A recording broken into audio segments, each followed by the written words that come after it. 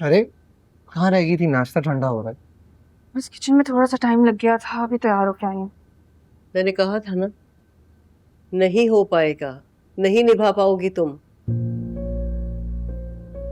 मैंने कुछ कहा तो नहीं है खाला अम्मी। ठीक है, तुम नाश्ता करो। ऑफिस के लिए पहली देर हो रही है तुम्हें। जैनी, क्या हुआ? तुम्हारा मुंह क्यों उतरा हुआ? कोई बात हुई क्या?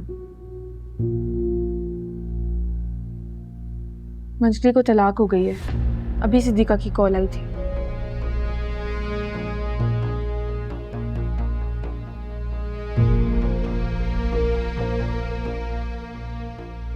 जैसा उसका मिजाज था ऐसा तो होना ही था। बुरी बात है अरसल, उसकी तलाक हो गई है और तुम बेकार की बातें कर रहे हो। वैसे आजकल की लड़कियों के मिजाज का भी कुछ नहीं पता चलता। शादियां कर लेती हैं कि जिम्मेदारियां नहीं निभा पाती। बिल्कुल नहीं, हमारी जैनी तो समझदार भी है और जिम्मेदार भी है। नाश्ता करो, क्या सोच रही है? दिल नहीं चाह रहा है मेरा। अच्छा ये बताओ, ऑफिस जाना है या तुम्हें घर ड्रॉप कर दूं? इतनी सुबह सुबह नहीं जा सकती मैं। रात को ही चली जाऊंगी ऑफिस से वापस आने के बाद। चलो नाश्ता तो कर लो प्लीज। तो परेशान मत हो बेटा, अल्लाह को यही मंजूर था।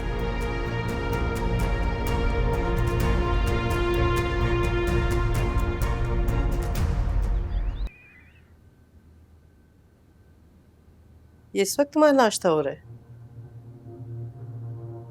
खाला, पूरी रात आंख ही नहीं लगी मेरी।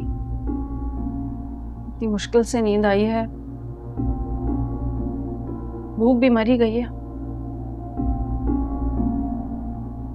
बहुत बहुत अफसोस हुआ मुझे सुन के।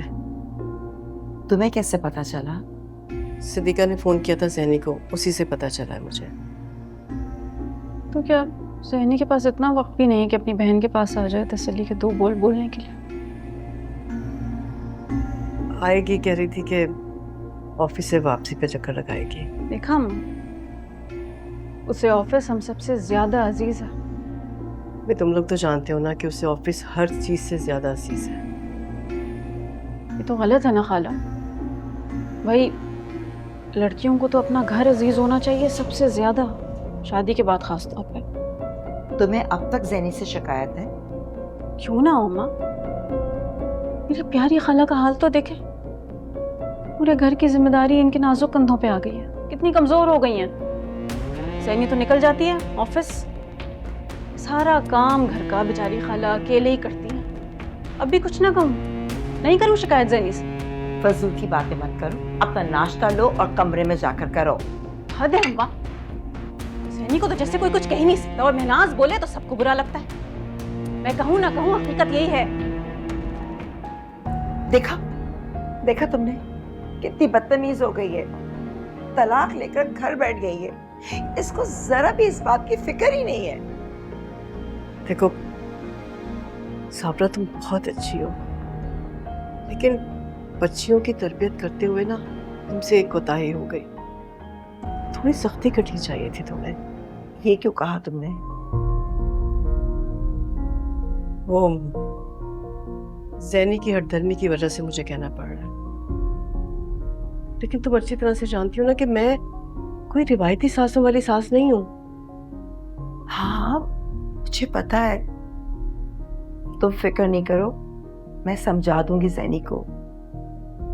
कोई फायदा नहीं है समझाने का उसे। उसके मियाँ को कोई एतराज नहीं है, ससुर को तो बिल्कुल ही एतराज नहीं है।